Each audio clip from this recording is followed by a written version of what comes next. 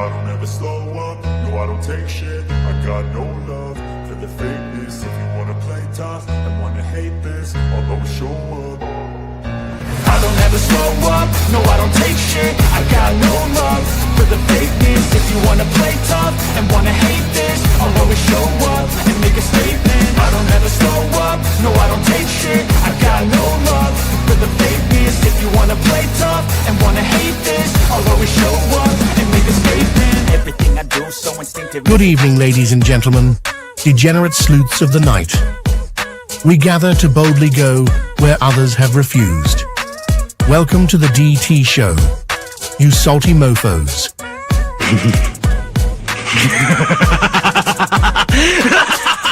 A man accused of killing 4 college students is behind bars, and he has ties to northeastern and central Pennsylvania. State police say 28-year-old Bryan Kohberger was arrested this morning at a home in Chestnut Hill Township. I can't find any case law that would support that idea. That somehow a warrant would be needed for DNA left at a crime scene. We are expecting to learn more about the allegations against the girlfriend of a Boston police officer who was found unresponsive in the snow Saturday morning. I-Team sources say Karen Reed was in a relationship with John O'Keefe. She's facing charges including motor vehicle homicide and manslaughter.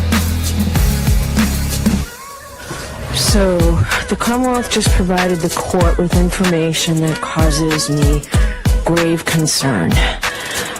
The implications of that information may have profound effects on this defense and defense counsel.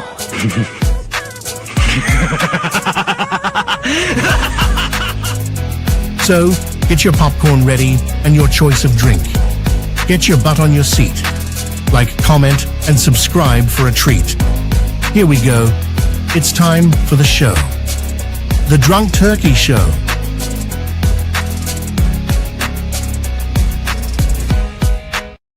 What's up, everybody? Welcome back to the DT show. I'm Daniel, and today we're going to be covering a new case, a pretty serious case where a young lady who went missing, young teen actually, underage, went missing a few times since 2024. I'm sorry, April 2024. She was found, decomposed. It seems like maybe perhaps dismembered in the front trunk of a Tesla that belonged to a rapper known as David, spelled D4VD, real name David Anthony Burke. And we're going to talk about some new developments in that case, and some of the old developments kind of, break the water here, so to speak, when it comes to jumping into this case head first. And, for those that are going to be tuning in who haven't caught this program before, my name's Daniel. This is the DT show. I have been covering law enforcement cases starting since Richard Allen was arrested back in 2022. He was the person who was convicted and tried and convicted for the murders of Libby and Abby in Delphi, Indiana. And then the channel grew when we started talking about the Bryan Kohberger case. I have had many interviews with many people that were involved in the Bryan Kohberger case, including to family members of some of the victims, and other persons who are close to the case, including some best-selling authors like Howard Bloom, Dr. Carol Lieberman, who we had on last night about about Bryan Kohberger and etc. And so I'm former law enforcement, and so I kind of give my point of view through that avenue. And so that's a little bit to expect when we're covering this case for those that are new. And for those that are new also, I have a wonderful guest, Dr. Jaime Vona. And for those that don't know Dr. Vona, well, welcome, doctor, and kind of tell everybody a little bit about yourself. Hi, everyone. Welcome to the show. I'm Dr. Vona. I have a channel, The Minds Behind True Crime with Dr. Vona. I've been a professor now for 22 years. I teach all kinds of classes in psychology. I'm also a research psychologist and a content creator. There you go. And we have been covering the mind of Bryan Kohberger since apparently what was before his sentencing, but since his arrest, and a lot of great content. If you guys are interested in that, go check it out, both on my channel and on Dr. Vona's, The Minds Behind True Crime. It's a great channel. So Dr. Vona, as you said, your profession is in the university, so you hang around some younger folks. I was not familiar with who David was, but you being around so many young folks, how has this situation impacted those around you that are of a younger age and generation? So my daughter, my 17-year-old, asked me if I saw this, and I was like, no, I didn't. So I went to go look into it. And then when I went to school, all of my students were talking about it. And here, a lot of them were disappointed because like they were teasing some of them like, oh, that was like your favorite, because a lot of people liked him. They identified with him. So now to find out that he might not be who they signed up for or who they thought that they were into in itself is, confusing for them. But then to add on top of it that there's a young girl that's dismembered in his front trunk just makes it. So all of my students are asking me too, like, are you covering this? So I started covering it. So they'll send me stuff on it and stuff. So I know that the younger generation is really into this. And I think a big part of it is because he's 20 years old. So he's their age. That's true. And a little bit about him. I mean, he comes from a household with both parents. His mother and father are in the picture. So he's not a guy that comes from like a broken home. He was homeschooled from what I understand. And I think he made his stardom through TikTok and Fortnite, playing video games. Is that correct? That is. So he started with Fortnite, and what happened was he's very entertaining. Like, as I've been researching him, I could see what the allure is. I memean, I wish that I'm hoping that at the end of this, we all have it wrong and he has nothing to do with it, because I would follow him if he didn't. But again, I think this goes back to personality disorder and how he can reel us in. And now that I go back looking at it with a different eye, there's a lot of red flags that we're going to see. But he started with Fortnite, and what he was doing was he started making money because people were tuning into his Fortnite channel. And then what he was doing was he was putting like compilations together with music in the background. But then they started with all of the copyright strikes. So he was like, he wasn't making as much money. So his mom's like, just make your own. So he went in his sister's closet. He downloaded an app on his iPhone, and that's how he started making music. I will say this. Even if he didn't commit the crime of murder, he still was harboring a runaway. He was still involved with a child Daniel. Who was you are right. Very young child. I believe she was 13 the first time that they got involved. Does that sound about accurate? I think she was 11 on Fortnite. So from what we heard, he had a Fortnite, and then he started a Discord for his fans in Fortnite. And I believe she's one of like his oldest fans that, continue on with him. But you are 1,000% correct. And even if they do somewhat say that they were in a relationship, you can't be in a relationship at 11, 12, 13, 14, as far as consenting. So either way, 1,000%, he's guilty of something here. I agree with that. Now, there's been some folks who've come forward. I think there was a TikToker or somebody, I think on Twitch, who tried to expose him back in 2023 with him having some inappropriate conversations or trying to manifest some relationships with underage girls, even then, other girls that weren't Celeste. So it kind of seems like a little bit of a pattern here with younger ladies. What do you think? As far as them following him? As far as him, trying I have just as many guy students and stuff that were following him. Like, I think that there was a guy that came forward that he was apparently messaging. Oh, I know what you're talking about. Other girls who were underage, yes. Yeah, and he says something like about the I can't wait until they come after you for dating a 13-year-old or something. Did you see that text message? Is that what you're referring to?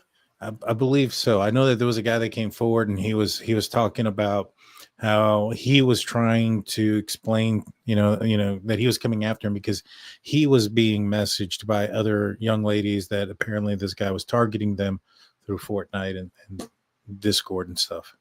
So that would make total sense. This is the thing that people have to remember. When somebody is praying, like, you'll see that he winds up being into a lot of different things that you'll see that some of the kids that were following him were into. So for example, Celeste, she was found with her Hello Kitty shoes on. And if you look, there's an entire portion of his content that he like ups his game on the Hello Kitty stuff. Like he's wearing the shirts, he has a Hello Kitty in his hand, all different types of things. And I think people need to look at this as like grooming. So he was grooming. Like, I don't know that he was really into Hello Kitty like that. I think he was into Hello Kitty because she was into Hello Kitty. So I think these are all things that kids need to understand are dangerous about the internet. And I think a big part of this is for parents to understand that we're not going to be able to find everything our kids are doing on the internet, but we do have to warn them about these things so that when these things do come up and somebody is interested in Barbie, you're like, okay, maybe they're really not. You know what I mean? So I don't know. And here we go. You got the lyrics. Yeah, this is the lyrics to a song that he wrote named Celeste. This was a unreleased track. I believe it was recorded in late December of 2023. And so it's never been released. Never been released. Now, there is an image that one of the things that, and I want to get your opinion on this, if they did have a relationship with each other, which it appears that they did. The mother even indicated that at the time of the disappearance that her daughter had a boyfriend named David. And so there was matching tattoos of the on the finger, kind of like when somebody's putting their finger over their lips. Now, some would say that there are other artists that have that tattoo and that fans of music artists would get matching, well, not necessarily matching tattoos, but they would get tattoos that are similar to their icons. It's not necessarily a matching tattoo as much as somebody mimicking somebody else's. I don't necessarily believe that to be the case here. I think it's a matching tattoo, but that's probably going to be the argument made by his defense attorney that, hey, if Stan goes and gets a tattoo that matches what Eminem has on his arm, is that matching tattoos that they get them together? No, it's him, mimicking Eminem. And so I think that's probably going to be the defense's argument in that situation if it ever gets there. But I would say hopefully the prosecution would be able to find the tattoo shop and see if he went with her to get it. That would be interesting. And I'd hope they would be able to do that. But let's just say that they are able to confirm that they are matching. And this is completely speculation and opinion on our part. What do you think it means? I mean, to me, it obviously is like a quiet relationship, mainly because of the age difference.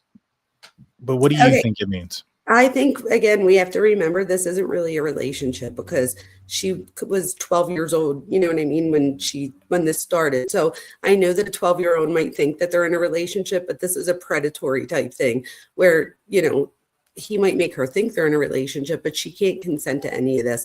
I think this is a great example of another way that a predator will groom his victim. So by doing this, number one, it's something that just you and I have that we share that nobody else has. So it's special. And he's, pretty famous. So that had to have made her feel special. In the beginning, she was still in middle school. So she was going back to middle school and like telling her friends about her famous boyfriend, and these kids were listening to him. Apparently some of them, he was, and again, allegedly paying some of the kids off. They had pictures of him giving something to some of the kids in the parking lot.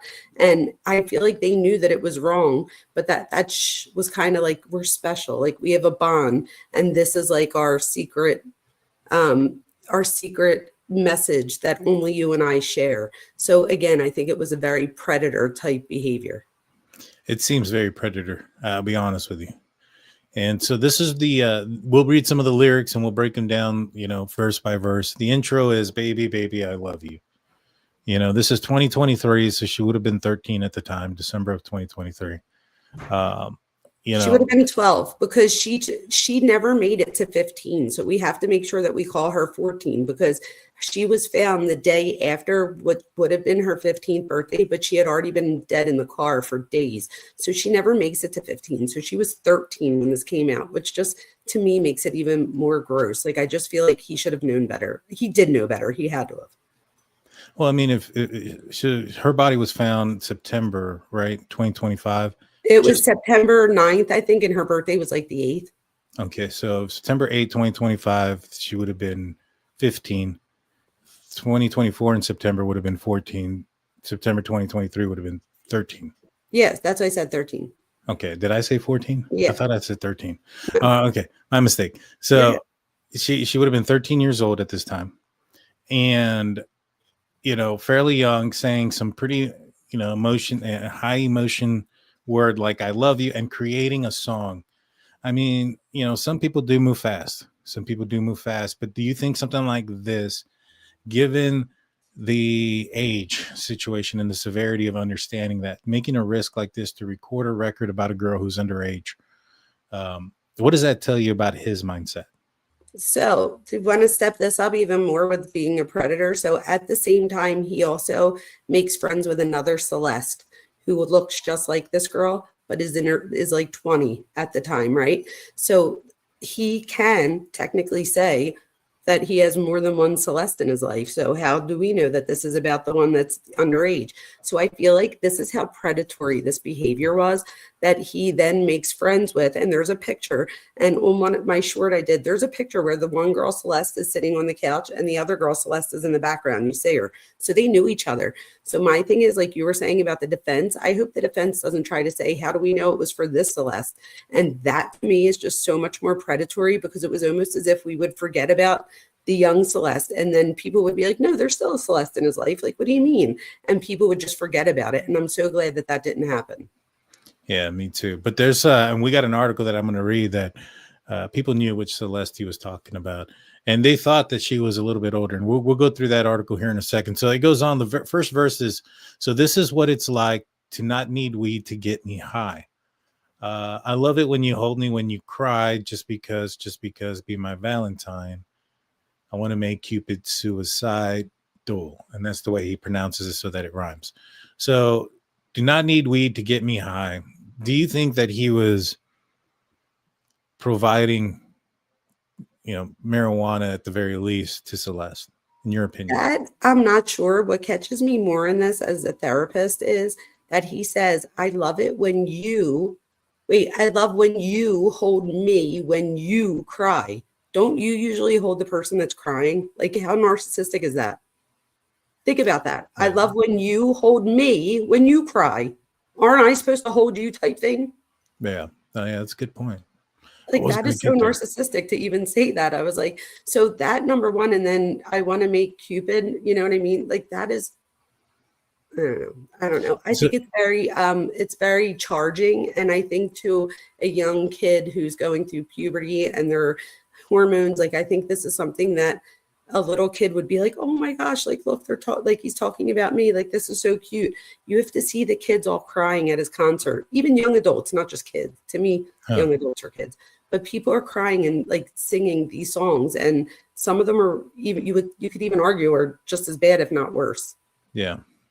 Yeah. It's a good point about the hold me when you cry. That's an interesting point. You're spot on there. Moving on to the second part, says, be my Valentine. So that tells me, recorded in December, this was I guess a plan for a Valentine's Day gift to somebody that he, was interested in. I want to make Cupid suicidal. What do you think how do you interpret that? Valentine and Cupid suicidal. That's a good question. Well, what's Cupid do, right? So Cupid hits people with an arrow to find love. So if he's not around anymore, then he can't provide love to other people. So this could, and again, this is speculation, mean that by offing Cupid, like, that is her last love, is him. It's like there is no more loves that could possibly get you. He's a very jealous person. When you look at his TikToks and stuff, like, he's he says it, like, you could say it. So I think this could mean, like, by taking out Cupid, that there's nobody else. There's no other things that you could hit me like a heart, because it's the last one, me and you. Like, there's no more people after that on either side. Yeah, that's interesting. I mean, Cupid also has arrows, so you would assume that that's himself, and so he's wanting to make somebody else jealous. I don't know. Or stopping people from, if Cupid's no longer there, then Cupid can't shoot his arrows at people to get their heart. So by taking out Cupid, there's not other people that could come and take Celeste's heart. Yeah. These are the kind of thoughts that cross my mind.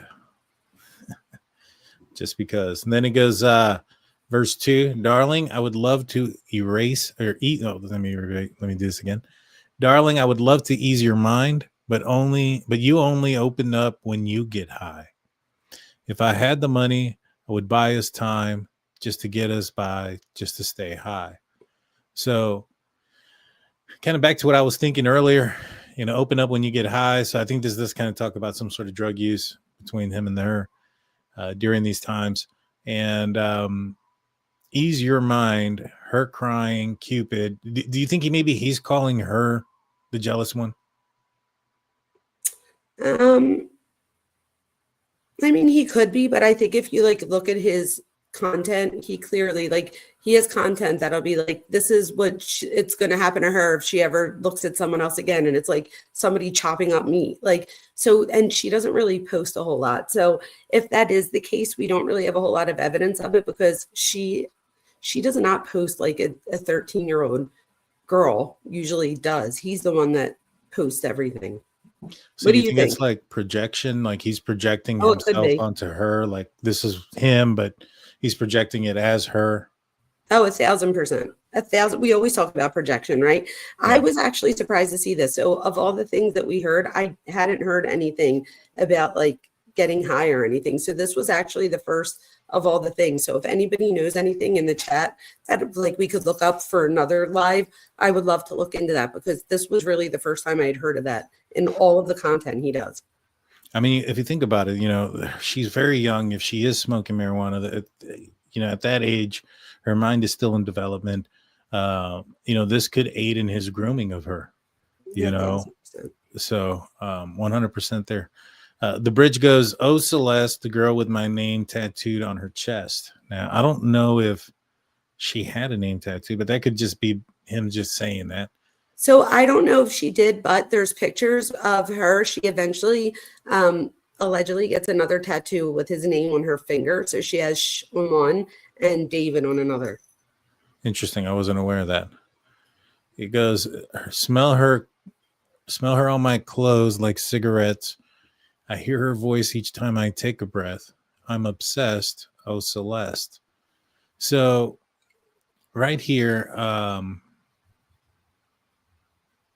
talking about obsession, we know what the end result was. She's obviously it's been ruled a homicide, so she's been murdered.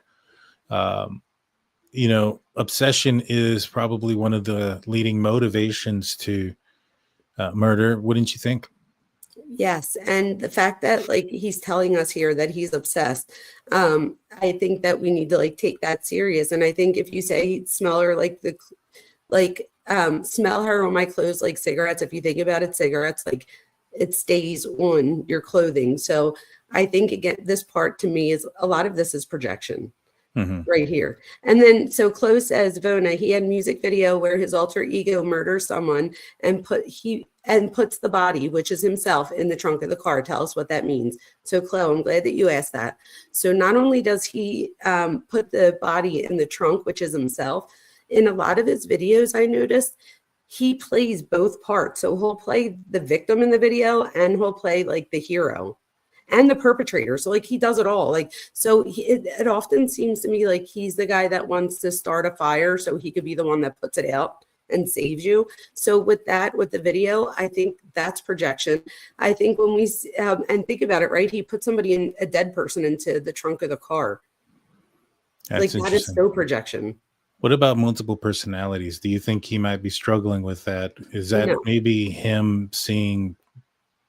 I don't know. No, and let me tell you why. So dissociative identity disorder, which people often know of as multiple personality disorder, that starts in childhood, and a split occurs usually before the age of 5. And it's usually due to something extremely traumatic in childhood, often SA. And in that case, your host personality gets split by alter personalities. I don't see that here. If anything, I see personality disorder like we see in a lot of killers. I'm not sure exactly, because I just started looking into this, which one exactly, but I'm not going to be surprised. And again, you guys, I'm just speculating here and I like with Kohberger, I felt very, very confident. This one I'm still researching. But if he does this, we're probably looking at somebody with antisocial personality. I see narcissism big time, but I'm also thinking he's got like a borderline trait to me. And I think, which is different than like Kohberger and other things. So I'm looking out for that. Interesting. Barbara asks, what made them look in his car for her? So the vehicle was parked outside, just really close to the apartment that he was living in at the time, who was rented out by I believe his manager, who, by the way, they have broke the lease and no longer living there. Go figure. But and we'll talk more about that here in a second. But the vehicle ended up being parked out there for a significant amount of time.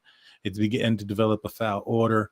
People from the area decided to call in, to report about this. It was towed. When it gets to the tow record place, the odor becomes even more stronger.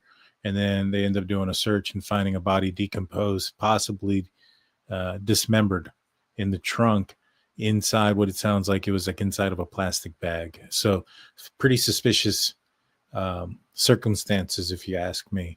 I have a question for you about this. So from what we've heard now, apparently people thought that the neighbors smelled something bad, but now they're saying that's not true, that the neighbors were just calling because it had been there for several days.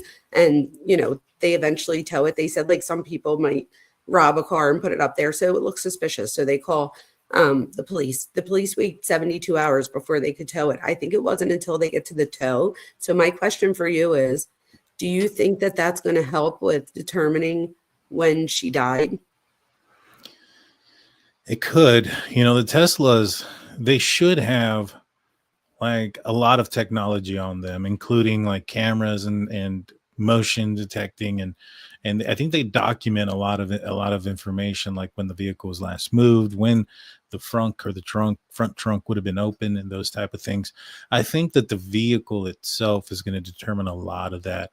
As far as it being the last time it was parked there, that doesn't necessarily mean that she passed relatively soon to that. She may have passed a day or 2 days earlier, and it just so happened that was the time that they moved the vehicle.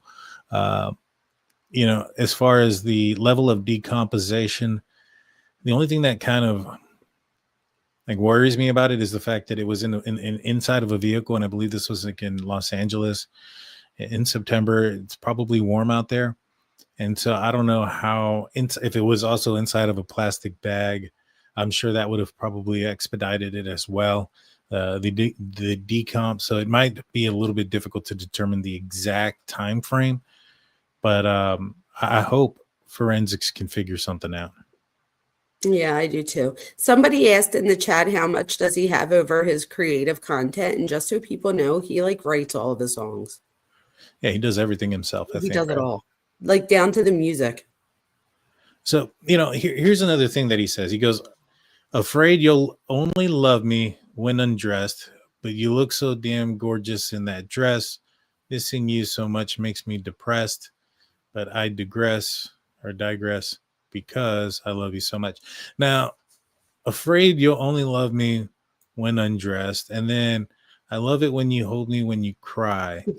Do you think that those type of words are maybe perhaps things that he is saying, but those are things that she has said to him? No, I think these are his real fears and wants and desires. Like, again, that was very narcissistic to say, I love how you hold me when you cry. Like when you're supposed to be the one that holds the person crying, either way, whether it's the, whatever partner. So you should be holding them when they're crying, not the opposite way around. So to me, that's very self-centered.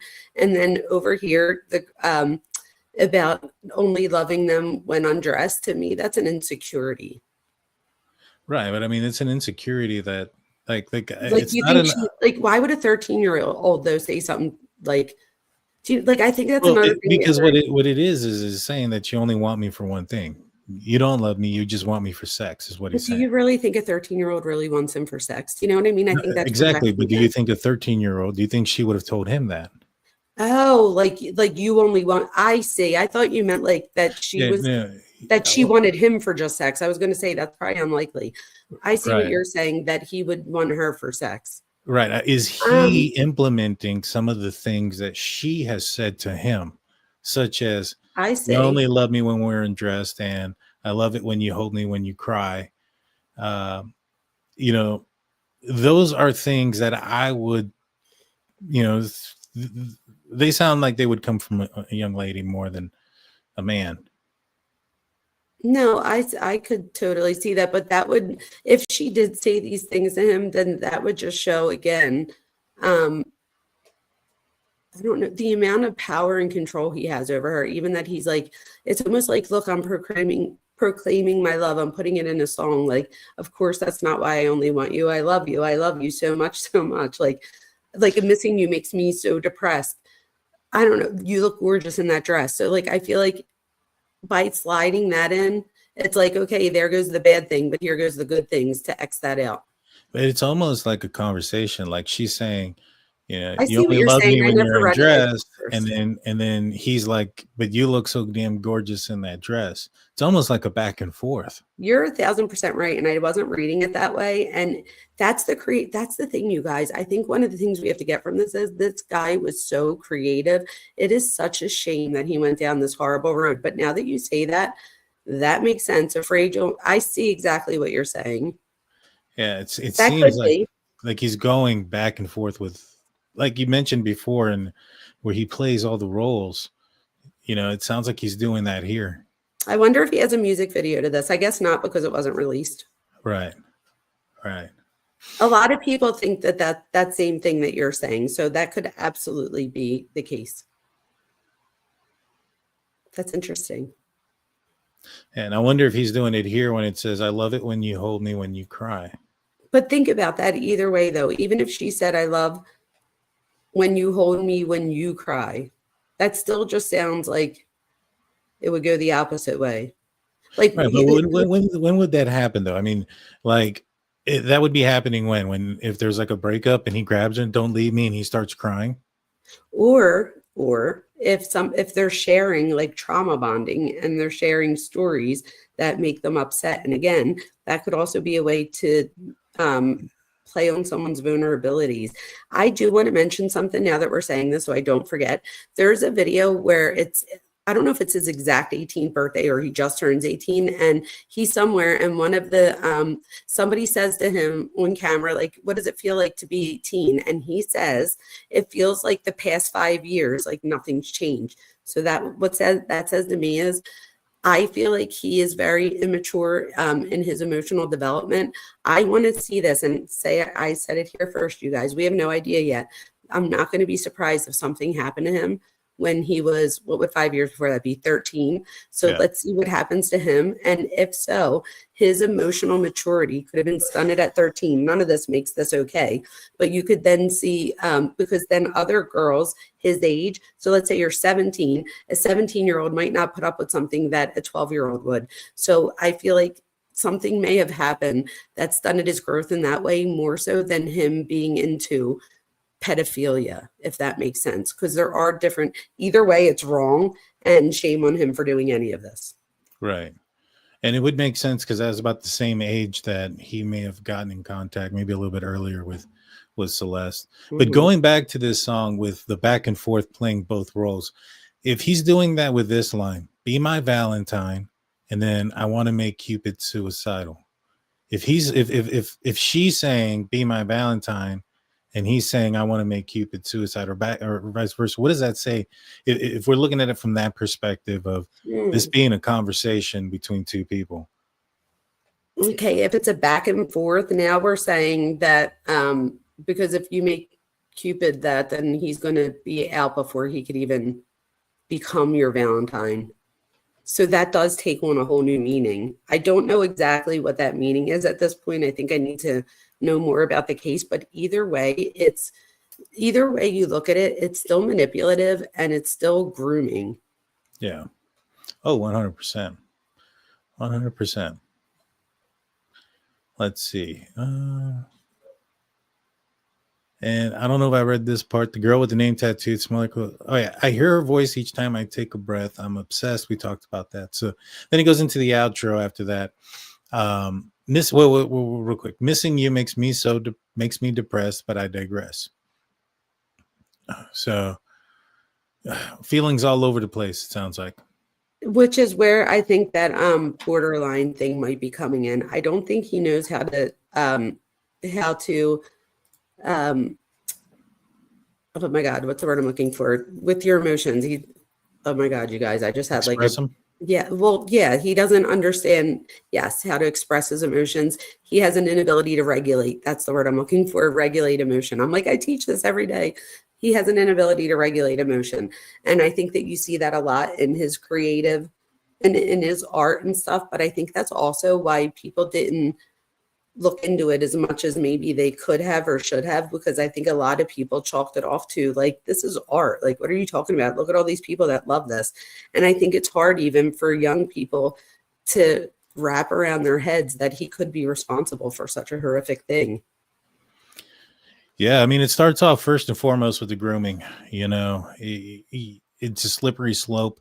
And from all accounts, and this is coming from Fox 11, says it talks about David's friends telling the publication that they frequently saw the couple together and believed they were romantically involved. These are from friends close to David, that they believe that they were romantically involved and close together. They described David as very shy, quiet person, and that Rivas Hernandez, which is her full name, Celeste Rivas Hernandez, seemed to mirror that as well. Goes on to say they were shocked that she was underage because she was present at multi-age restricted events. I mean, to me, she looks like a little kid, but obviously I'm significantly older than both of these guys. Are you surprised that somebody at the age of like 13, 14, 15 can get into some of these, age restricted events in today's age? I think it would have been harder if they were trying to get an ID that said she was 21, but I think because it was an ID that said she was 18, I don't think it was taken as seriously, because it wasn't like she was trying to drink. So I could see them not looking into it as much as they might have if it was like 21. However, with that being said, she's 13. So if she has an ID that says she's 18 or 19 and they all thought she was going to college, this is the thing. Even if they second guessed it, I have plenty of students that look younger than their age, and I have students that look way older than their age. You know what I mean? So my thing is, it was more about the fact that she had an entire story about college, what college she went to. Like, she had all of those things. So my thing is, think again how manipulative that is. Even if I am questioning it, you have an answer for everything, which means that he probably had to go through that with her, right? Like, this is what you're going to say. Maybe they came up with it together, but he's the older one. He knew that it wasn't going to look good if she says I'm 13, especially if she's a missing 13-year-old. Yeah, no, it definitely doesn't. Now, it does go on to say that she had multiple fake IDs. Now, she's not doing that on her own. She's not making No, that's what I'm saying, right? Like, do you think that, obviously somebody had to be aware of the fact that if she was making underage fake IDs, 19, 20, just so that she can get into some of these places, isn't somebody going to kind of question that? Well, again, I don't know that they would question it as much as if she was trying to say she was 21.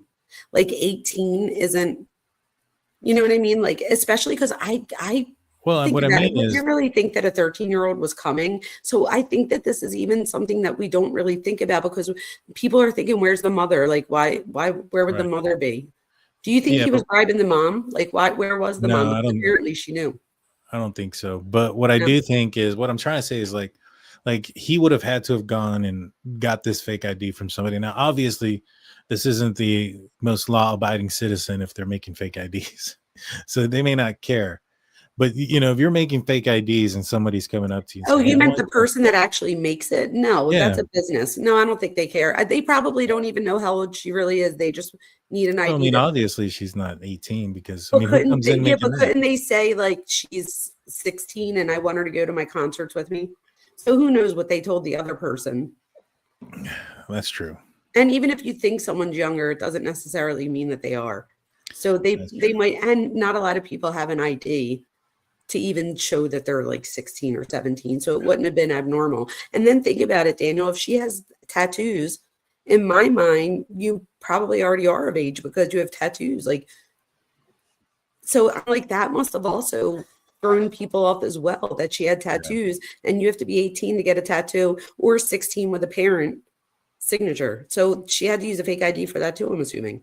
Yeah, but you know what they should do? They should make an example of this guy. Be like, hey, you clearly were aware of the fact that you're making an ID for somebody that's under the age of, if the ID that she made was for 18, 19, just to get in, you know, I'll make an example because you created a fake ID for somebody who ended up being involved in some sort of, I mean, I would consider it almost child trafficking to a certain extent. And, you know, that resulted in her losing her life. And so, you know, I would find who made the fake IDs and come after them just as hard. And if only that was to pressure that person into giving up information about David and more information about the potential underage activity and those type of things. I mean, even if that's the deal, you're going in there from that perspective to pressure the guy or the gal into giving up some information. By all means, I mean, you know, figure out as much information as you possibly can. So I'm hoping they're going down that road. You know what I mean? I don't even know if they're going to find the guy, though, if you think about it. How many people get fake IDs all the time that they recover and they never find the person that makes it? So, No, I mean, that I- sounds good. I would hope so. And I would hope that they have a way to figure it out. But I wouldn't be surprised if that never happens. It would be difficult, you know, and if it was a normal situation with like a normal person, you probably could get a subpoena for their phones and, you know, go back in time and find the messages that they would have had to have contacted somebody to work up the fake ID, get some IP addresses. I mean, there's a way to do it, but this guy with the amount of money that he has, you know, And the who time knows that he's what had, state- I wouldn't be surprised if he paid somebody to clear all that crap off his phone. Yeah, You know and what I who mean? knows what state he did it in, because he's from Texas. Like, his Tesla is registered in Texas, but he lives in California. So who knows if he got the fake ID in Texas, California? I mean, who knows? Yeah, that's true. That is true. It says here the cause of her death has not yet been determined. The medical examiners only stated that the place of the death is at the vehicle and that the date of the death was September 8th when her body was found. The manner of the death is ruled a homicide. Let's see. Most reportedly, her body was found over a year later. Oh, she was reported missing most recently in April 2024. So she'd been missing for over a year. Oh, man, that's wild.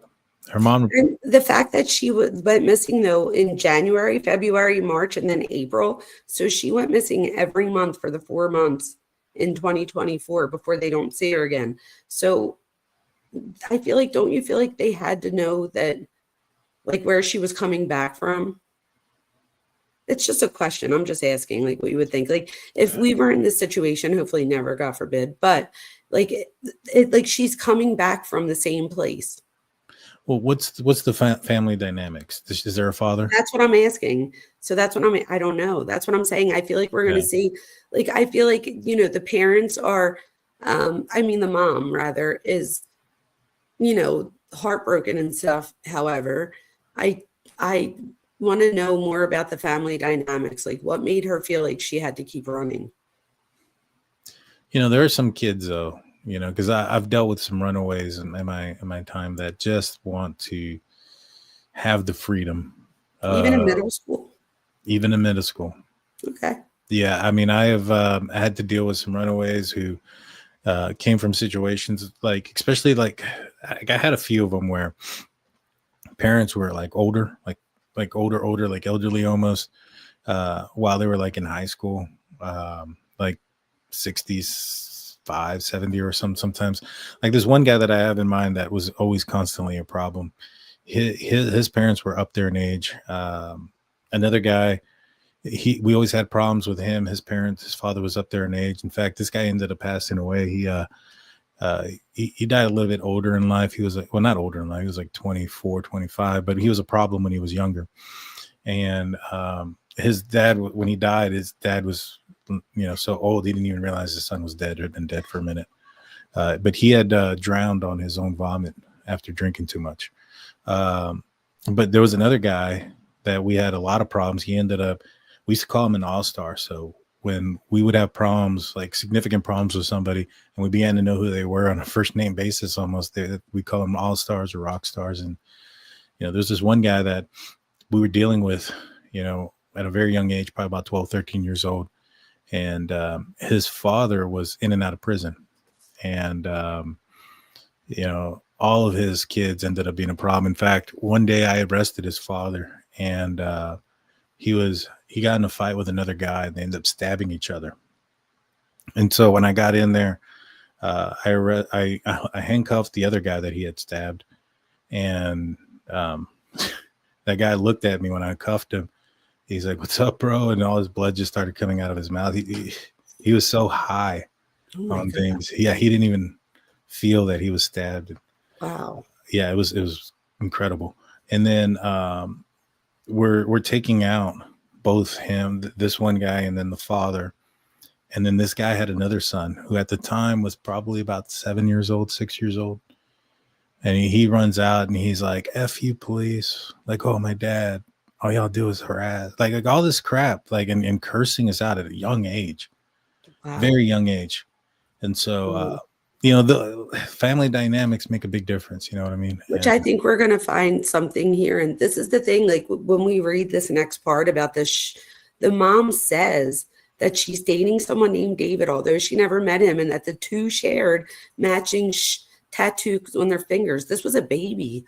Like, my daughter would not be dating. Like, I would not let her go to the movies. Apparently the brother said she went to the movies with her boyfriend and then never came back. And my thing is, like, you're a baby. Like, you're a baby. Like, why do you have a tattoo? I would freak out if my baby came home with a tattoo. Like, I would be like, I don't know. I feel like the ball was dropped many times here, unfortunately. There was another situation that I had, and who you hang around with also makes a big difference. There was a situation where I knew this guy. He had, it was a weird situation. So his sister went missing, and he lived in the county, but she went missing in the city. And so he had contacted the city and prior to this, and the city told him, "Well, because you guys live in the county and she disappeared, report it to the county." And so he called the county, and the county told him, "Well, since the last time she was seen was in the city, report it in the city." And that's how it ended up getting to me. And I was like, you know what, I'm going to take care of it, and I'm going to go into it. She had an amazing family. And this little girl would just run away constantly run away. And what ended up happening was she ended up getting involved with her friends, and her friends introduced her to these other people who were pimping her out for drugs. And so we ended up finding, I was a couple of steps behind her. I found her after it took me a couple of nights, but we ended up finding and locating her, arresting these two guys, finding 2-3 other victims that they had done the same thing to. These girls were like 15 and 14 years old. And,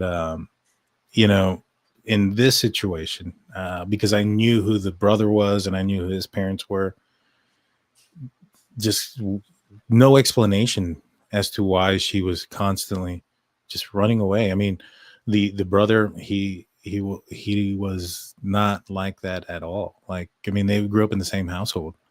And so it's, did they run away more than once, this person? She did. She ran away multiple times. That's not normal though to me. So to me, that, like, there's something I feel like that had to be going on that, like, maybe you or the dad or whoever didn't know about. That, like, something like that's just not common. I know, like, some people try to run away, but they'll, like, run away to, like, their friend's house, and, like, the friend's parents will call and be like, "Your kid's here," type. But they don't usually run away multiple times unless there's some sort of trauma or something going on. So I'm interested to see, where was the dad? Does she not have one? Like, I don't know what's going on there. I believe she did. But I think it started off like her going with her friends having parties, and her wanting to do the things that her friends did. And then she just kind of. So she was hanging out with people older than she was. Not necessarily, because some of these friends were also the 14 and 15-year-olds that were all kind of tied up in this.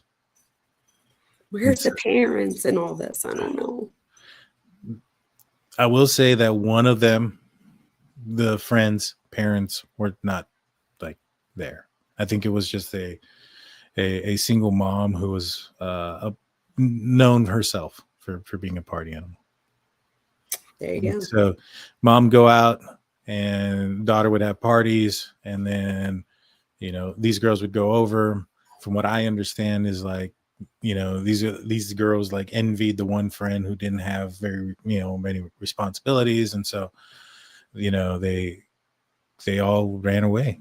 Now that makes a lot more sense, right? So now we do have the parent, the neglectful, permissive parent who's allowing this, right? So now that they're allowing this, of course the kids are going to want to come over. If you're allowed to party somewhere and this mom's going to, you know, let you guys party there, and then I'm assuming cover up, like if you're sick or something, that mom's now cool to the other kids, even though it's completely neglectful and abusive. No, it definitely is. It definitely So it is. seems like that one parent made it okay now for these other kids to also do that, which these kids are probably going to look back on later and regret that they did that, which is why it's so important to try to intervene before this happens multiple times. Because now this kid over here, even, like, I feel like there was a few times that maybe something could have happened to intervene for her and it didn't. But I don't want to judge. Somebody said about judging. I'm not judging. You're right. I don't want to judge. I'm questioning, because it's not anybody in here that has kids. It really, even if your kids have run away, there was probably something going on. You don't just run away just to run away. Like, do you know what I mean? Like, if things are going good in your mind, it doesn't even mean that it's real. Perception's reality, even when it's not real. So as long as the kid thinks that their life sucks, or like, I wish my mom was more cool like your mom, even if the perception's wrong, there's still something going on within the kid's head, because if they were content, there would be no reason for them to want to leave. Yeah. Yeah. And I don't know the situation with Celeste and her parents and her family dynamics. So I don't know if she had friends. I you know, that, no idea. I was just talking about the situation that was anecdotal to where I was dealing with somebody who came from what appeared to be a good home. Again, it was appearance. I didn't live there. I don't know them like like that. And so, you know, I knew him. I knew the brother, and he seemed like a solid guy. And so, you know, it was and he was the one that was fighting to go find her, and the one that was going places to try to find her and stuff. So, you know, now that I think about it, I don't think the father was there. I think the father had passed. Now that I think that's what I mean. So again, there's people in the thing saying I'm criticizing, and this isn't about criticizing. I'm a research psychologist. I'm saying that according to statistics, there's probably something going on. And like you just said, if the dad died, that's like something traumatic in the child's life. So when I say trauma, I don't necessarily mean that the kid's getting beat up at home. It could be things that even with the best parents that you can't help. There could be somebody at school that bullies, like, it could be anything. So when people are saying that, I'm not judging or criticizing anyone. I'm if anything, caring for the victims, and that we need to make sure we're providing as many services as a community, so that if a kid is going through something, even if it's bullying or something, or a breakup, anything. So again, I'm not criticizing parents. I'm saying something to the child that the child sees as upsetting. And all kids go through upsetting things when they're 13. We all did. I know I did. No, I agree. And, you know, at that age, and then you're looking up at somebody who is, like, for instance, with Celeste, and she's looking at somebody who has millions of followers, somebody who is famous. Her perception of who he is and the type of person that he is could be completely wrong. Now, kind of looking at his artwork, you know, he had a music video and a song that kind of got him rose into to stardom, called Romantic Homicide. Now, obviously that song was written, the video was made, I believe, before he ever met Celeste. But it's pretty interesting that in many of his videos, it revolves around homicide. What do you think, if he is the person who's responsible for Celeste's murder, which we don't know the answer to that yet, but if he is, given his choice of art, does that say something to you? Yeah, absolutely. So a lot of people are saying, because it was in 2022, that maybe it's not as pertinent, but I do think that it shows his thought process and his fantasy. And he has said there's discords that show him saying that he was into gore. Like, I think he even says it in a couple videos. So I think that's his like fantasy. But if you look at the words, he says things like, I killed you and I didn't care. And he says like, I don't know if we have the words to that, but the words are very telling in that even if it had nothing to do with her, like even if it had nothing to do with her specifically, it still shows at least what the things that he was thinking about. You have to think about this to write it down. People are so judgy today. They're talking about me judging. Everybody's being judgy. Come on. Yeah, come on, everybody. Let's relax. Seriously. So yeah, I think he said something about I said it and I don't even regret it or something to that nature. Yes. And then he says, I hate you. That's how he ends it. Yeah. Do you think that there was somebody in mind when he was writing that song? Oh, absolutely. But again, I don't know that it was her. He could have been, I mean, it could have been anything. But if you think about it, like, and if you look at the clothes he wears, he went to his concert this year. Oh, that was the other thing I was going to say. Although it is from before, I don't, and correct me if I'm wrong, but I don't think his CD dropped until April of 2025. So even if that song was written in 2022, it was still relevant enough that he wanted it on the CD. And it's one of his best songs that he's ever written as far as popularity. Yeah. Yeah, it's because it's so taboo, you know, and I think a lot of kids are interested in that. That is true. You know, so do you think that this is who he is, or do you think that this could be like art not life imitating art, so to speak? No, I think it was, and again, this is just my opinion from what I know as of today. It seems like this is who he was, and that he's creating art that reflects his thought process. And again, when I say who he is, I mean his fantasy, his thought process. He admittedly says that he watches gory porn or whatever that he watches. So my thing is like, just like with Kohberger, watching people that are non-responsive, like just as much as that says something about him, this would say something. Like he said, I think he even goes as far as saying that he gets most excited or climax when he sees the gory parts of the porn that he watches. So that in itself is like concerning. That is concerning. Close says, interesting part is most jurisdictions these days allow rap songs / videos in as evidence. That's good. Do they? Wow. I mean, if it's that Celeste song. That's Celeste song, yeah. I don't know about the romantic homicide. I think that his defense attorney might have something to say about that song being written beforehand. But that Celeste song is probably one I would think that would have something there. So this goes on to say that the location, and this is where the body was found and where David was housed at. It's talking about where the vehicle was found was not far from the $20,000 a month home that David reportedly was renting with his manager. The home was searched by LAPD Robbery Homicide Division on September 17th. A computer and several bags of evidence were seized in that rental. The September 24th, movers were seen hauling boxes and other items from the home into a moving truck.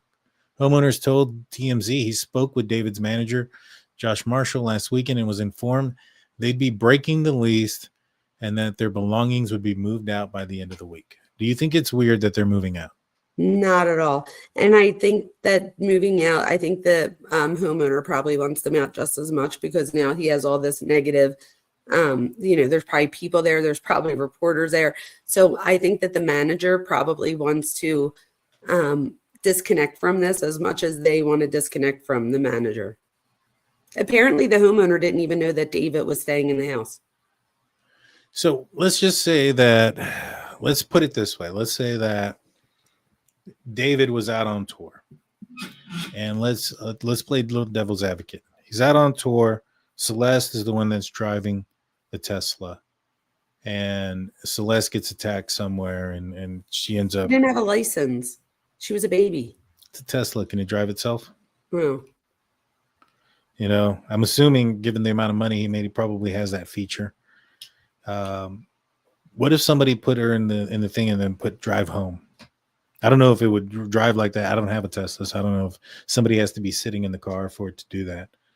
But do you think that if she had it and something happens and she ends up in the trunk of her own vehicle, I think that's probably going to be the defense's argument, at the end of this. Don't The you think problem that with that his is, actions are a little weird if that was the case? yeah, either way I do. But I think this is another thing, Daniel. I think the trunk, like if you get a car that has that front trunk, and I don't own a Tesla, so I don't know, but I believe you have to have a special key or like code to open it. So my thing is, how do you get into the front trunk?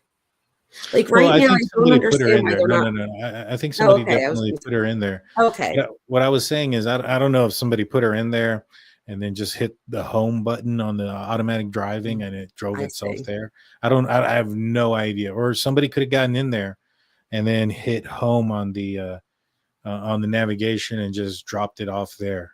You get what I'm saying?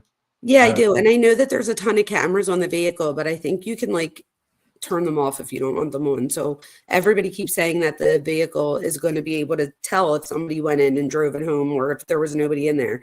The problem is if the owner of the car turns that function off, then do they still have that same thing, I guess? But then again, most cars don't have 8 cameras around them. So hopefully they have cameras on like the streets and stuff too that they could use. yeah. Yeah. Because I mean, if I was his defense attorney, that what I would say is she went out, she may have met the wrong person. That person, did what they did and then got in the vehicle. The navigation for that that apartment was already set in the navigation. It was saved because that's where they went. So the real killer went in there, hit home on the navigation, drove the vehicle there and left it there with Celeste in the front trunk. I mean, that's probably going to be his argument. You know what I mean? His defense at this point. But if that were the case, I feel like his behavior is weird. Don't you think he would have come out like with a statement, saying something, even though that, then again, that might implicate him in a Right, because relationship then with he an underage person. exactly. So that's what I'm thinking. I'm thinking of anything, a lawyer, and I'm sure that once you're that big, I mean, he had a world tour. I'm assuming there was a lawyer somewhere. So I'm sure somebody told him not to say anything at all. But you would think, right? But then again, if you're then going to be tied to this person in his sense, because I don't know, like why do you think they haven't arrested him yet? Because even if they can't get him for that crime, couldn't they get him for like all the times that like they were together? Or do you need like evidence that they were like, it drives me nuts. Like I feel like he's already done crimes that he could be arrested for. I just don't understand. Yeah, I There's think that someone in chat too, real quick, Daniel, that said that the front trunk doesn't need a key and that it's so small you could barely fit a suitcase, let alone a body. But that's where she was really found, though, small. right? Yeah, and she was pretty small. I think they said she weighed like 70 something pounds. Could that have been due to decomposition? Probably so, but I mean, I think she was still fairly petite. Mm-hmm. And I think they said that she was. I mean, this sounds gross, but you probably can fit her better if she's not intact, right? And I don't think And she it was. sounded like that wasn't the case. Yeah, and so that's probably why she was able to fit there. Now he was on tour. He was on tour. I think he had shows lined up, and then I think he even did a show after the body was found, and then after that one, he stopped. I mean, I just feel like even if he didn't want to make a public announcement, doing another show, not immediately canceling the shows, kind of say something, don't you think? 1,000%. And the clip that or the thing that I shared, that clip, it was like 33 seconds. It's at that show. Apparently after, that she dies and he's like crying, singing the song. And it's just so eerie because the audience is like, oh, because they're like, look, he's emotional. But now when you look back at it, you're like, oh my gosh, like, is he like, I don't know what's happening right there, but he's definitely crying like a lot, not like a tear during that song. So people should check that out. What song was he singing? Oh my gosh. It was that was a good question. I could look it up. And you sent it to me on text message. Is that the one you sent me? Well, it's actually, I shared it. That's the one that I shared on my X, and I shared it here. But I don't know. Let me see. Did I send that one to you? It is. Let me see if I can pull up your. It sounds so weird. Let me pull up your X. It sounds like I know that is so weird. It does sound weird. a former relationship person. It is so funny. It's not it at all, guys.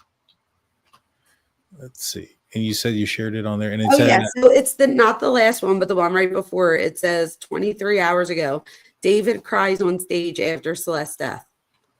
And what is your handle on X? It's at I found it. Vona_DR. And you're following me. I'm not following you back now. All right. Thanks. Let's see. Let's pull this up. I'm gonna play it. Hopefully it doesn't freeze. All right. You know what? I'm gonna mute it because I don't want to get copywritten by myself for the music. Okay, I hear you. So here it is. This is him.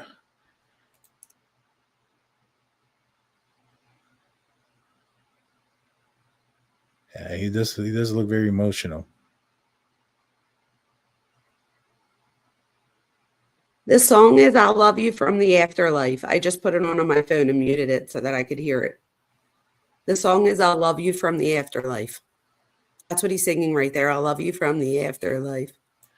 Now, this was after they found her body, or was this before they found her body? It was supposedly it was after her death, but it doesn't say whether it was before or after her body. It just says after her death. Interesting. I would like to know the answer to that question. You know what I mean? Yeah, I'll figure it out. Yeah. And he's literally, and then everybody does all, and he does like the heart, like love you, and then everybody loves you back.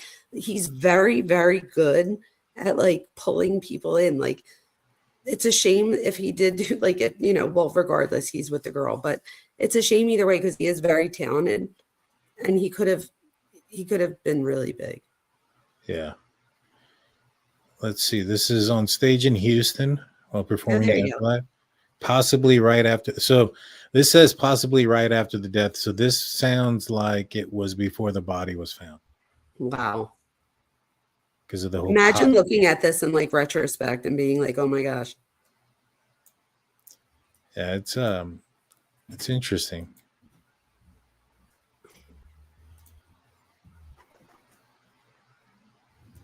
Yeah, and he definitely is like really, is really crying.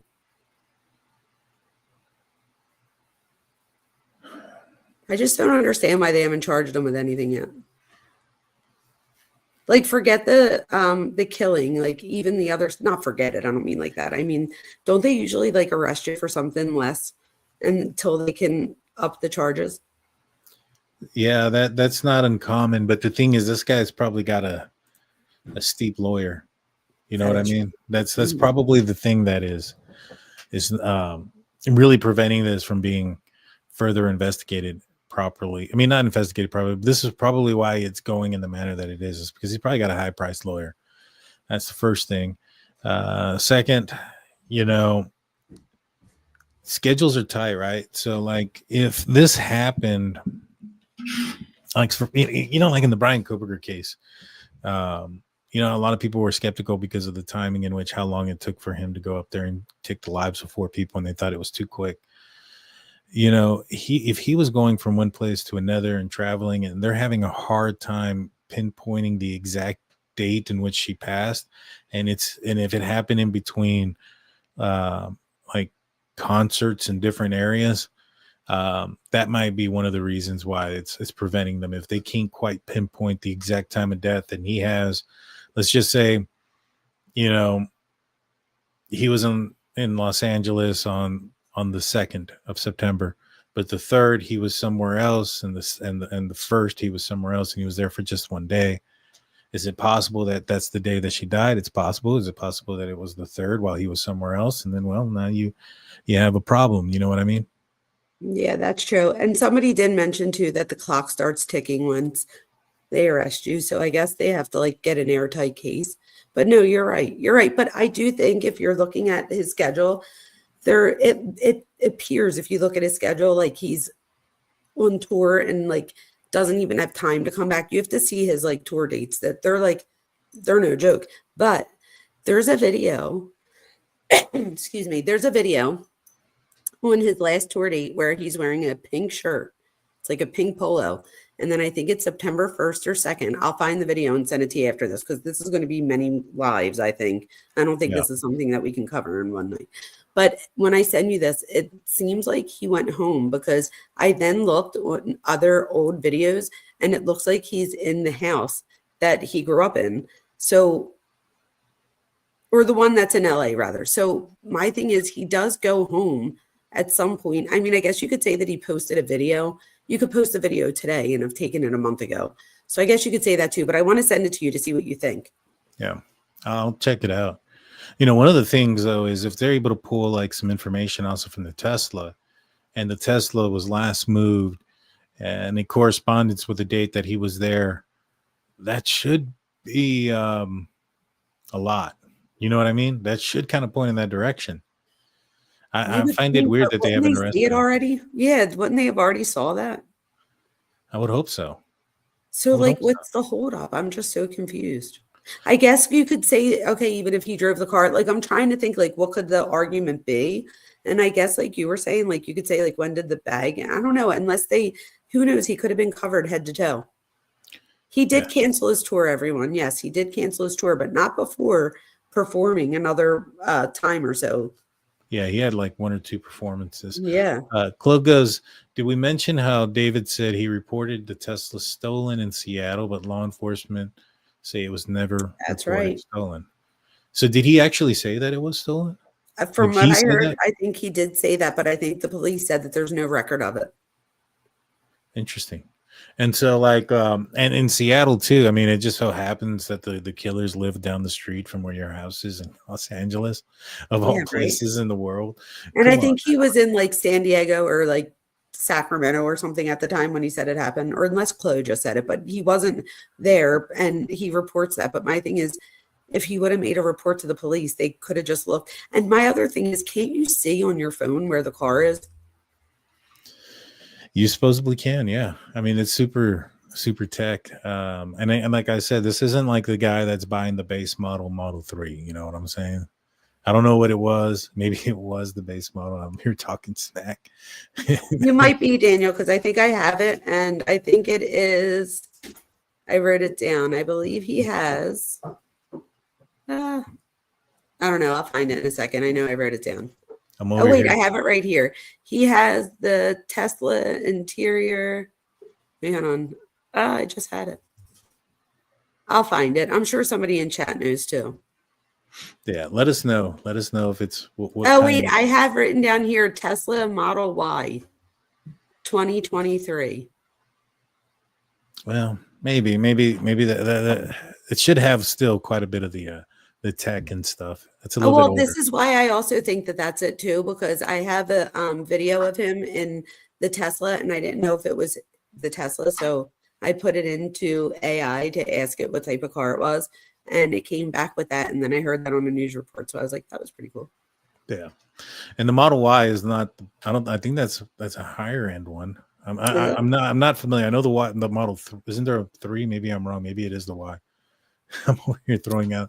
I don't know anything about the Tesla stuff. My brother drives one. He's driven two. That's awesome. They look really cool. They look nice. They look nice. My brother and my sister-in-law tells me there's this 1 foot action where you don't have to hit the brake. It sounds crazy to me. I've never driven it. So I mean, I don't know. My car, like you mean like stops for you? I guess when you release mine does that. Fast. My car stops for you and it's scary because if you get even too close to a car, it's like it brakes for you and it's like scary if you're not used to it. Well, this like apparently like immediate. I don't know. You don't ever have to use the brake. Oh, that's crazy. Yeah, yeah. I trust the old school. So I know I would be so afraid. I would be the person that's still like pressing the things when you're not supposed to. 100%. Stephanie comes in saying, sending love to all. I'll catch the replay. Thanks, DT and Dr. Vona and the DT and MF. Thank you so much.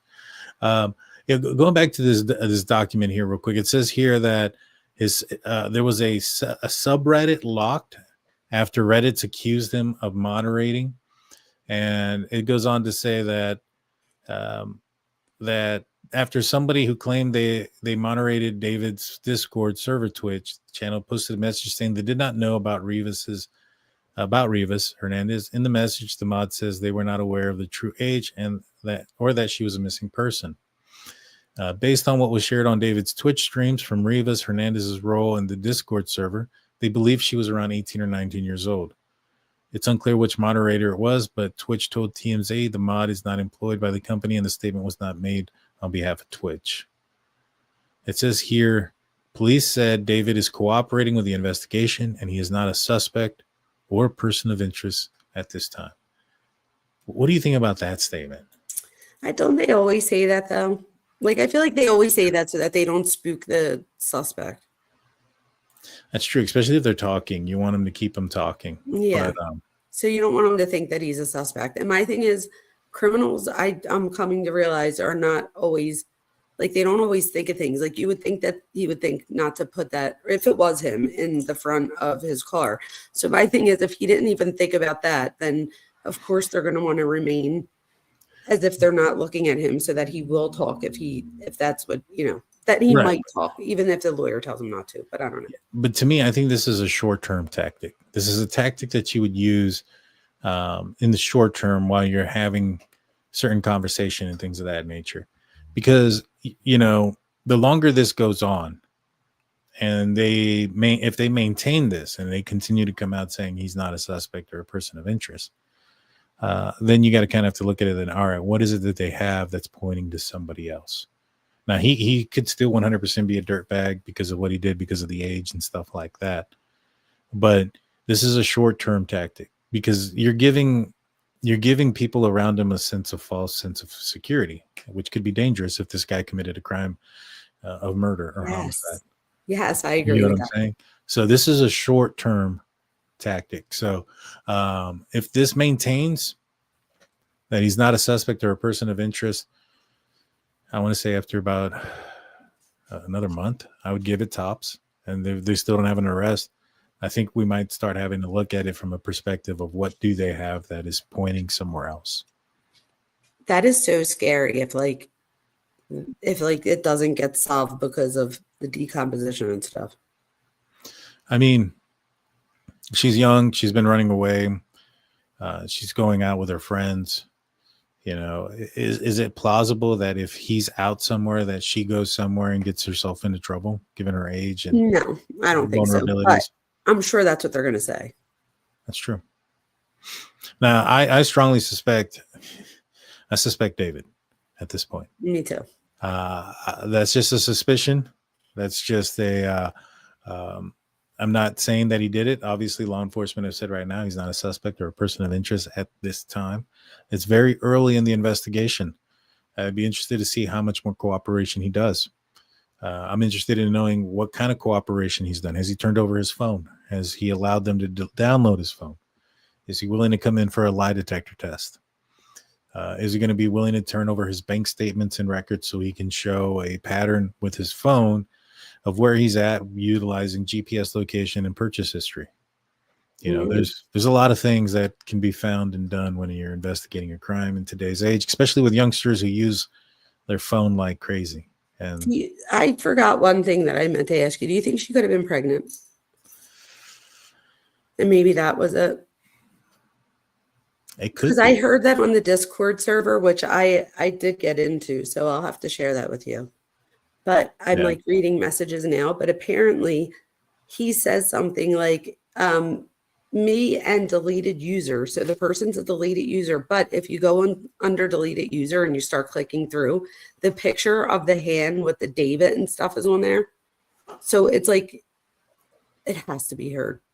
hers. I mean, I don't know that to be sure, but when you look at it, like that's the most plausible thing. So I'll have to send you that to see what you think about that, because if he tells people that they're having a baby and then like what happened from that. That would be interesting. That would be a interesting step in if they were having a baby and yes, Afton's right. I thought the pregnancy was announced a year ago. That's what I thought. I was like, shouldn't she have already given birth? This is the thing, you guys. I don't know if people know this, but the most dangerous time in a female's life in the United States is during pregnancy. Pregnancy homicide is the #1 cause of death for women in the United States when pregnant. And a lot of people don't realize that. I think you have a ghost behind you. Oh no, it's a dog. Oh, it's my husband. Sorry. He's like, sorry. I see some dark movement going on in the background. Sorry about that. I was like, there's a shadow figure behind you. So Close saying there's a big rumor theory. If the report comes back inconclusive, could this be an OD situation? Do you think that maybe perhaps she got herself in trouble and somebody panicked, given her age and stuff? See, my thing is the whole thing of like, if somebody did dismember her, like if those things are true, why do all of that if somebody ODs? Well, here's the thing though. There's been like some misinformation about that whole dismember stuff. Like, for instance, Ashley Banfield came out first and foremost saying that it was a torso and head. And then and a hand because they saw the well, then they also said they found leggings and they found this and they found that. And so it seems like a lot of things are being taken back. It might have been. What I'm thinking is, if you go back and you listen to what the cops said, I don't think that they said dismembered. I think they said that the body wasn't intact. That could be from decomposition too, right? Yes. And it said that I have a couple of different places where it said both, like almost in the same article. It's so confusing. It is confusing. We have to stay on top of it though, for sure. You know, I don't know how true this article is, but I wanted to bring it up real quick. Yeah. This is the Economic Times News. I've never even heard of this place. Okay. Have you? No. It says here, it says David's mother spotted at Texas gun shop as teen Rivas murder probe intensifies. Mother of the singer David, Colleen Roberts Burke, was recently seen at a Tomball pawn and jewelry store near Houston. This marks her first public appearance since authorities found the dismembered remains of 13-year-old. I don't think she was 13 anymore, but 13-year-old Celeste Rivas in her son's abandoned Tesla in Los Angeles. It says images obtained by Daily Mail show Burke, 49. I haven't seen these images. I was looking for them and I couldn't find them. Holding an AR-15 instruction manual. She wore a black tracksuit bottoms and a gray T-shirt with the words "Send nudes." I don't know if this is real. But I will say this though, his mom. So his family dynamics. He has mom, dad, and then he has a brother and a sister. I will say this: when I was looking at some of his TikToks, I don't know if anybody else gets this, but I almost feel like he's a little bit jealous of his little sister. I think she has like a bigger room. She has her own closet. And he even says in the one thing, he's like, he does a whole video on it where he like asked her if he could use her closet to do the video. I wonder what the family dynamics were there. And there was a lot of things where like, he says it in front of his mom in the one interview. He says, he asked his mom if she likes his like content. And if she says no, or if she's like mortified by it, that's when he knows it's good. Yeah, I saw that. I did see that. Yeah. You know, but, you know, rebellion and going against what parents say has been a thing for as long as probably history. That is true. You know, I wouldn't be surprised if that's the case. That is true. What do you think about the fact that, how do you think being homeschooled may play a role here, not being around other kids and things like that? So I think that could be different for everyone. However, in his case, he talks about it on in his social media. Like all of his social media is still up there if people want to look. So if you look at like his Instagram and all those videos, he like talks about it, and he talks about how like he does one video where he's like, I was homeschooled, so I never went to any dances. And so I don't know, for the general population, I couldn't say, but it does seem like it had somewhat of an effect in that enough that he brings it up in more than one video. That's true. Like in a negative way. Yeah.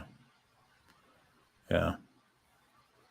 Man. So yeah, I'm kind of going through this one real quick. And Afton brought up an interesting point.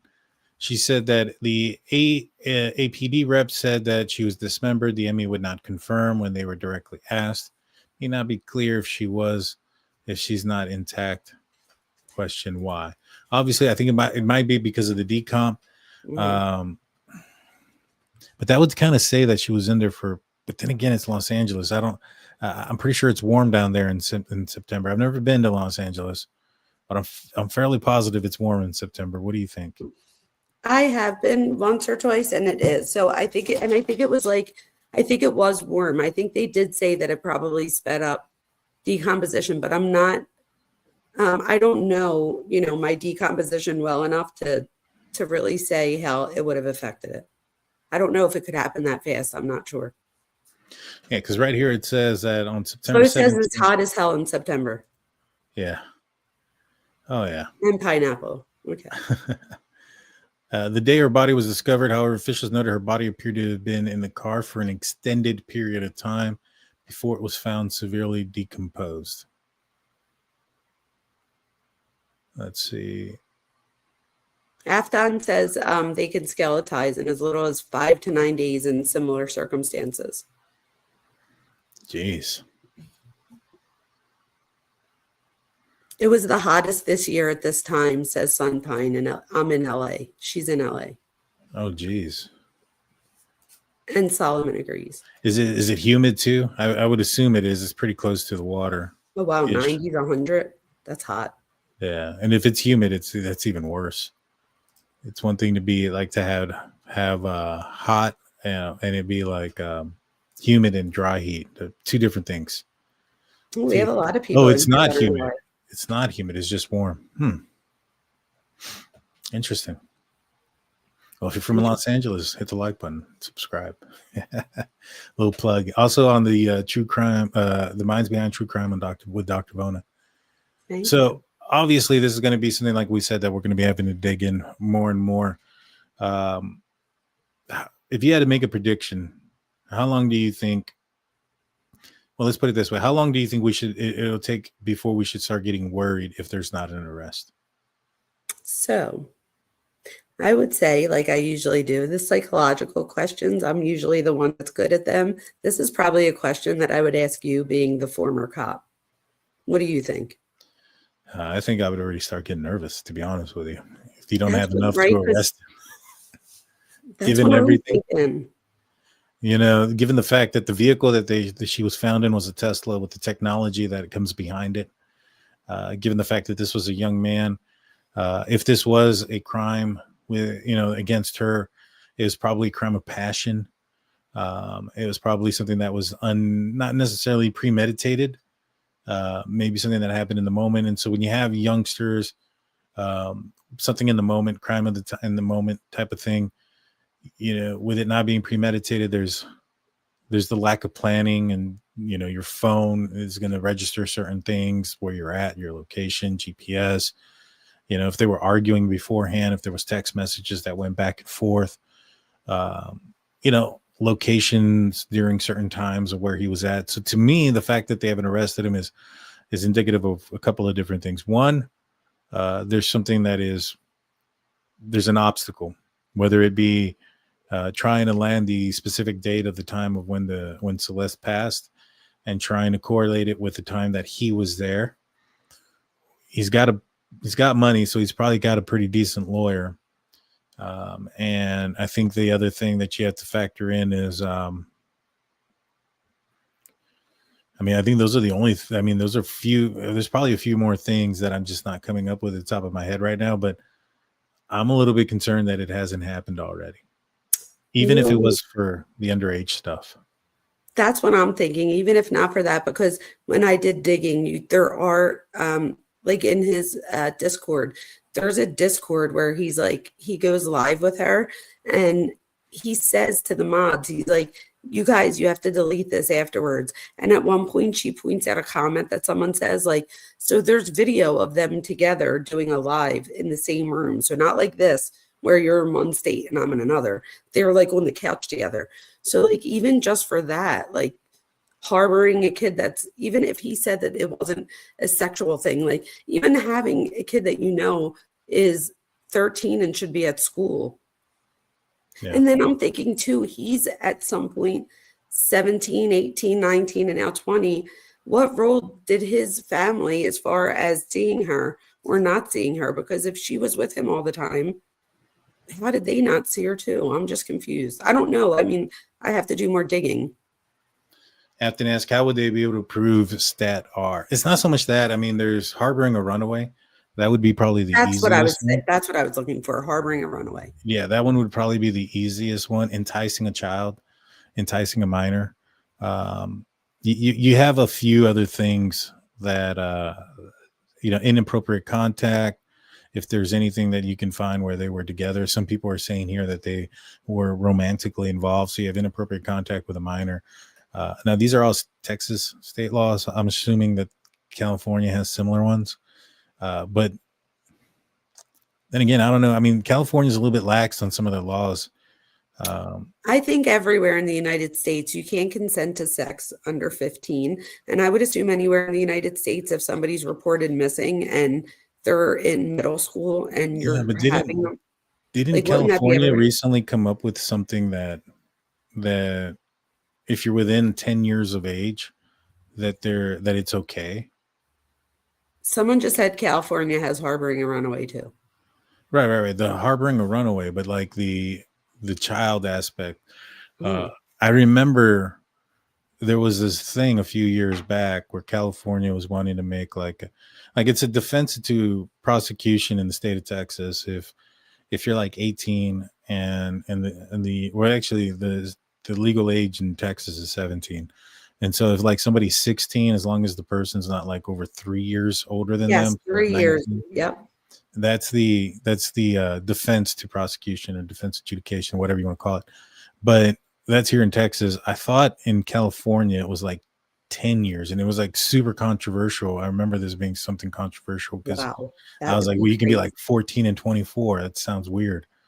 You know what I mean? Crazy. Yeah. Well, if that's the case, then that's even more concerning and might be the reason that he hasn't gotten arrested. Yeah, I think there might be. I'm not sure. I'm going to look it up. Oh, we need to look that up. I feel like that's crazy if that's the case. Gavin Newsom signed something in 2020, but that was judge discretion. Yeah, it's judge's discretion. What? I'm speechless. Wow. Yeah, I remember there being something like that, like back in the day, because it was a big old thing. You know what I mean? And so, Travis, so he falls with. I mean, it's a judge's discretion, and it's the same thing in the state of Texas. I knew a guy who was having to report, and I think he was like 18. I think his girlfriend was like 16 at the time, and mom was aware. Mom used to buy them protection and all this other stuff, and he lived with mom and daughter. And then when they broke up, mom and daughter went and filed a case against them. And he ended up having to, 16 and 18, he ended up having to register and stuff and got found guilty. I think he spent like 2 years in prison. Oh, wow. Yeah. So and he probably had to register too as an SA forever. Yeah, exactly. He had to register. And that's how like he would come in when we were working, obviously, to register and stuff. And I knew the guy from like school, and I got to talk to him one time. I was like, hey, I saw him. I was like, what are you doing here, man? And then he was like, oh, I have to register, blah, blah, blah. I was like, oh, okay. And then he was like, yeah, man, it was an effed up situation, blah, blah, blah. And he kind of told me what had happened. And I took his word for it. I mean, he could completely been lying, but he was like, yeah, I was like 18, she was 16, and we'd been together, and they still screwed me over. there's that rule where it's 3 years, but they were pushing it, and I was like, yeah, well, you were still 18, bro. You still knew the difference. You know what I mean? To me, it didn't make a difference. It was you're 18, you're 16. I don't care. 16 to 18, I think that's like, I don't know, because I feel like there's a lot of people but the 3-year thing, definitely. Yeah. And so 16 to 18, that's a shame if he has all these repercussions from that. That's true. It is true. But in this scenario here, it's a little bit different. But yeah, A lot of it different, yeah.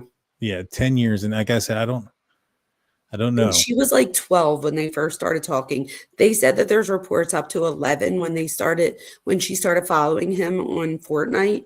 But I mean, you have to know that it's not okay to talk to a 12-year-old. Yeah. Yeah. Let's see. Travis comes in saying, penal I love code having Travis here. to have with someone under 18, even if you're close in age to a minor. There you go. Is that for California? Unless things change, you know, I haven't been Travis, a law I thought it was officer 15. I thought it was 15. in California. Oh, I thought it was like 15 everywhere. I got you. He's talking in California. I take that back. It's 15 in places. For the age of consent, you can't consent before the age of 15. No, I know, but there's places that you can at 15. Oh my God. I don't know. I just know that when we teach it, you can. Although that might also be cognitively like, no, I think legally too, you can't consent before the age of 15. I thought, But in most places, California has laws that I didn't know about. I was going to say, in most places, consent is 18. I know in Texas, at least in the early 2000s, I was in law enforcement. I'm kind of giving my age here. It was 17 back then. I haven't stayed in, you know, I haven't looked up this law in a long time. California laws. Oh my God. Yeah. I need to look them up. Yeah, exactly. But yeah, I believe in California, the age of consent is 18 years old. So wait, the age of consent's 18 years old, but you can have a 10-year age difference. It's a defense, yeah. Do you know what I mean? It's some laws are laws, some weird laws sometimes. Oh my God. Oh my God. In Brazil, one can consent at 14. Wow.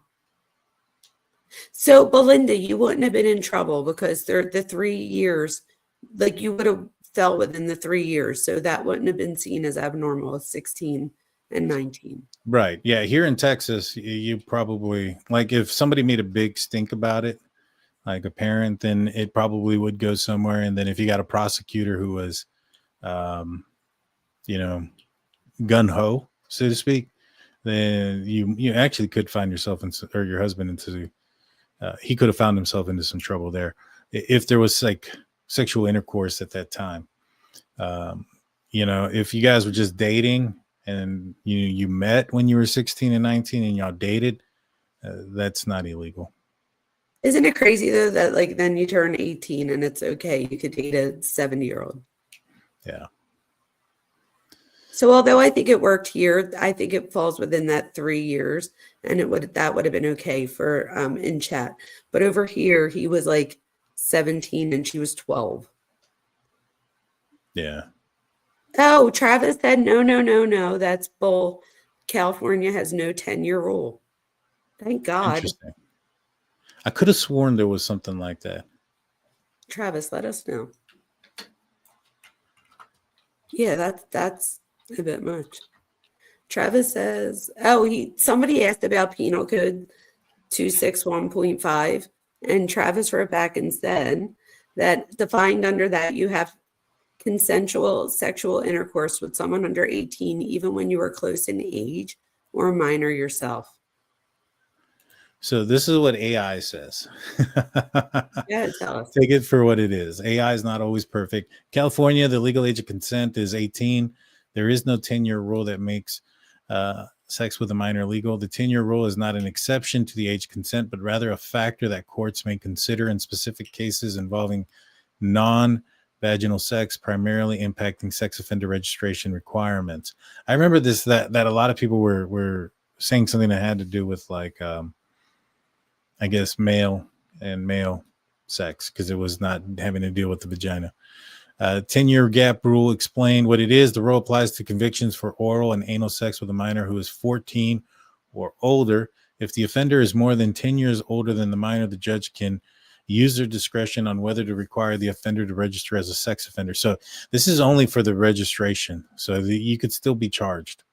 What is not, the rule does not make sex with a minor illegal. Adults can still face statutory rape charges and other criminal penalties, including potential jail time, even if the minor consented. The law amended in 2020 by Senate Bill 145 expanded discretion that previously only applied to cases involving vaginal intercourse to also include non-vaginal sexual acts. So that's what I thought. So before it was just solely for vaginal intercourse, and then they added it back in 2020 so that they can use the discretion for LGBTQ plus. Wow. So that was the rule. I was like, I could have sworn there was something like about that. And so it's not a law, but the judge can use it like to their discretion. The judge can use it to their discretion if they want to require them to register as a sex offender. Wow. This was a really good discussion, you guys. Yeah. It's weird still, but yeah, the age there is 18. And so they should charge him. At the very least, the discretion of the courts comes after the charging. You can't get to the discretion of the judge until he's been charged and convicted. That's where that discretion is. So why hasn't he been charged is my question, for at least some of the things. Question. Do we know where he is even? I don't. I wonder if apparently law enforcement does. Yeah, I didn't know. I didn't mean you. I meant do you think law enforcement knows where he is? According to the documents that the news reports, is that he's cooperating. So I'm assuming he's giving them their location, but that's he's cooperating by giving them his lawyer's name. Probably. That's the tricky thing, right? I mean, if it wasn't so much that this guy was probably very wealthy and had some lawyers that can prevent things from happening, maybe even prevent things from happening publicly for a certain amount of time. Like, you can only withhold that information so long that if he's gotten arrested, you know what I mean? It's eventually going to come out. But it's weird. It's interesting that to me that it tells me there's something, there's a hookup. There's something that they're trying to figure out. I can't wait to see how long it takes because I feel like they have enough here to get him for something. And Travis, we know that you would never give us bad law.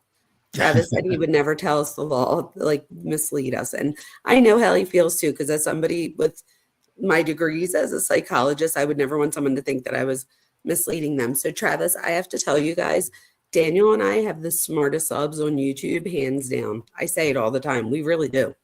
I agree. We have the most informed, the educated, and most informed. Yes. Yes. And even the ones that don't have a formal education are just brilliant. We have such great subs. I agree. Well, we're going to be continuing to cover this case as it continues to unfold. I reckon that there's probably going to be some more information coming out in the near future on this case. So please like, comment, and subscribe on both channels. If you're watching this on the Drunk Turkey Show, as soon as this is over, immediately head over to the Minds Behind True Crime with Dr. Vona and sub up there. And if you're watching this on her channel, if you don't mind, coming to DT Show or the Drunk Turkey Show and subbing up here. We've talked about a lot of different cases as well. So Dr. Vona, what do you got going on next? I know we got to talk about Kohberger here in the near future. And we have to talk about Timmy.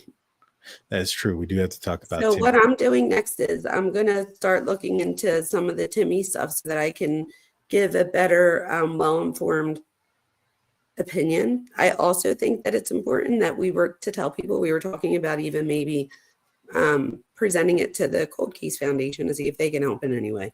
So I think people should look out for that. But we definitely also have to talk about Kohberger because there's new things that have dropped there too. Yeah, there's a lot of video, and I want to get your opinion on his dress, his appearance, and what he was doing or thinking during these times. Getting kicked out of Costco and stuff. Yeah, I mean, I don't want to give away anything, but his pocket is his back pocket is out. His shirt is untucked on one side. He hides his hand in his pocket, the one that has the Band-Aid on it real quick when they start talking to him. Yeah, exactly. So much stuff that we're going to be breaking down, guys. So please like, comment, and subscribe. we'll probably be doing that in the near future. So keep an eye out. Also, if you guys are following the Jack and Lily Sullivan disappearance out of Nova Scotia, I'm actually going to be interviewing Daniel Martell, the stepfather of the two kids, probably this weekend, and it'll probably air out sometime early next week. So keep your eyes out for that. If you are watching this and you've only seen a little bit about my Bryan Kohberger conversations, I have done a lot of extensive interview and footage or coverage in that case, including interviewing both Christy Gonsalves very early on in the case, and then Steve Gonsalves more recently. So go check out those interviews. You've been on that since the beginning. Yes, and it's I'm glad it's come to a close. I know we're getting a few things, the last bit of stuff that is coming out, and so to me it just kind of seems like it's beating almost a dead horse at this point. The guy's pled guilty. He's his time to appeal has passed, and so he's accepted. You know what I think it is? I think it's the fact that they were so hush hush in the case that now that we are getting evidence, I think people want to see it because it's like it just either validates something that they were already thinking or helps them, fill in the blanks. And I think a big part of that was because of the secrecy that was surrounding it. Yeah, and that's one of the things I want to get with you is like, should this stuff remain secret? Is the stuff that we're about to see of him walking around in Costco, for instance, is that something that would have swayed someone one way or the other? Yeah, it didn't look like he was wearing gloves to me. Mm-mm. He did hide his hand though. So we'll talk more about it maybe this weekend. Yes. You guys have a great night. Thank you guys. Thank you everyone for coming. I appreciate it. And thank you, Daniel. I appreciate you. Yes. Oh, even more was dropped while I was live. So there we go. We'll go through all of it probably this weekend sometime. You guys have a safe night. Until next time. Thank you, everyone. Go Steelers. Later. Go Eagles.